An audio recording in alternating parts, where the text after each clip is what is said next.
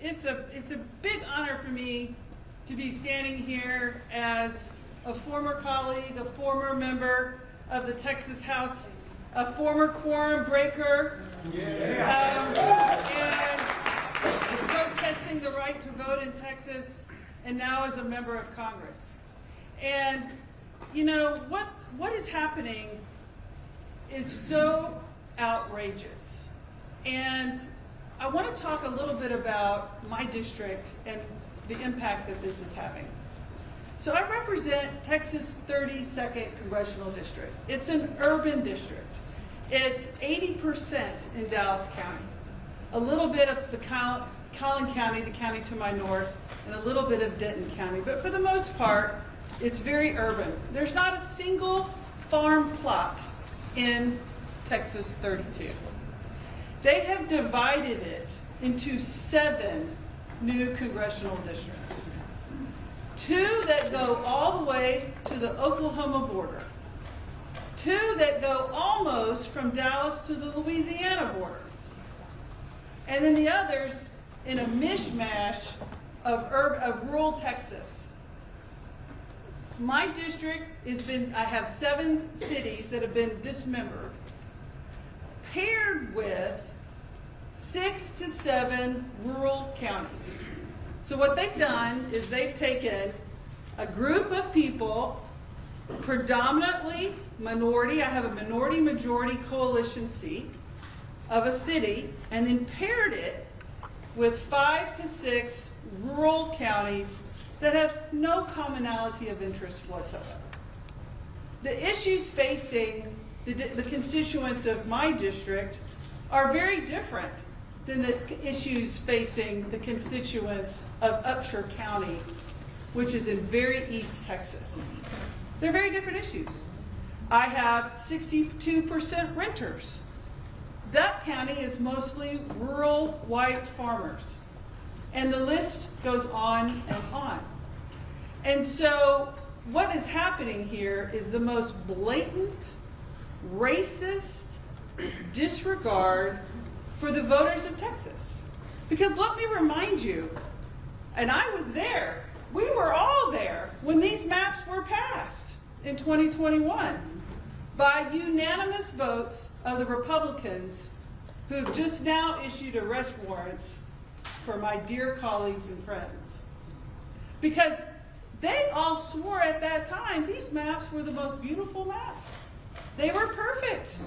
They didn't disenfranchise voters. They've had lawsuits, they've filed affidavits, they've given depositions, they've sworn and all at ways to Sunday that these are the perfect maps. Until President Trump gets nervous because his poll numbers are in the crapper. Because he knows that the American people are not swallowing the crap he's pushing. Because he's harming millions and millions of people. His poll waters are underwater, and he knows he's not going to win. He knows he's not going to win in November of 2026.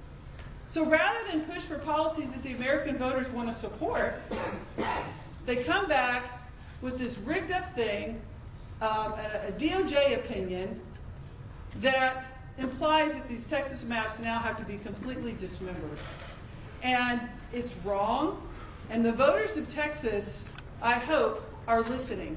Because the courage that my dear friends and colleagues are showing by saying, no, we're protesting, we're putting ourselves at great risk to stand up for democracy and America. And voters, I hope you're seeing that. I hope you're feeling it. I hope you are experiencing the courage and the hope that these folks are providing. Because what is happening is an attack on our democracy throughout this entire country. And I'm so pleased and so proud that they're standing up for us all. Because what's happening here now, it's cracking throughout other states. You know, we're having a national conversation over voter rights. And I want to encourage California and New York and Maryland and Washington State to say, you know what, gloves are off. If war is war, and Democrats, if y'all are going to do it in Texas, we're going to do it here, and this is a national war. And Democrats are no longer going to sit by handcuffed. This is an all-out war, and everything is on the table. And that is a message I really hope gets out loud and clear. But at the end of the day, I want to say thank you to each one of you for what you're doing. Know that the Democrats of the United States House of Representatives are 100% behind you. I hope you're feeling it, and I hope you out there, the voters, are getting a little glimmer of why politics is important.